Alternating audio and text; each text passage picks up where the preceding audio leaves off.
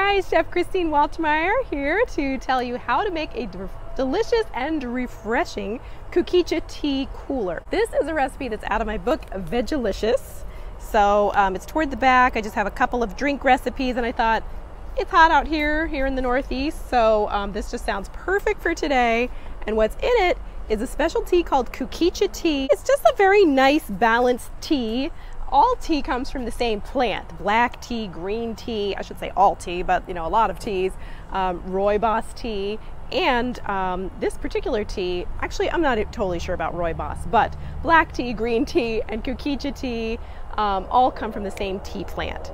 So they're just processed differently. This one is made from the twigs, and what I have here is a whole lot of water. It's probably like, I don't know, 5 cups of water, and I generally add maybe like a teaspoon of the twigs per cup of water, so they're kind of still floating around in there.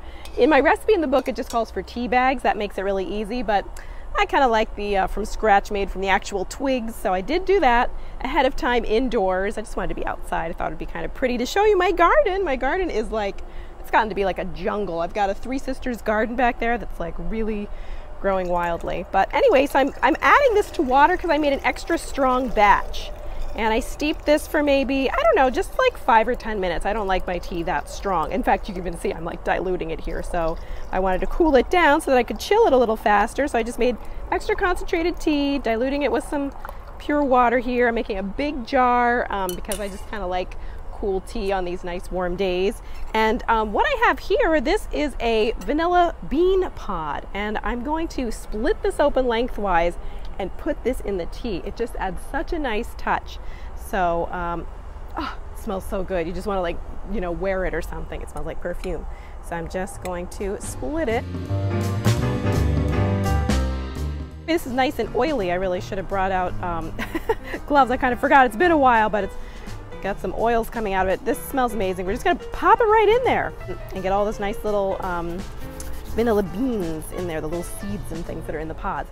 What I have here is some fresh mint that I just literally trimmed from my mint plant over there, and I'm gonna put the mint leaves in there as well. So it's vanilla mint.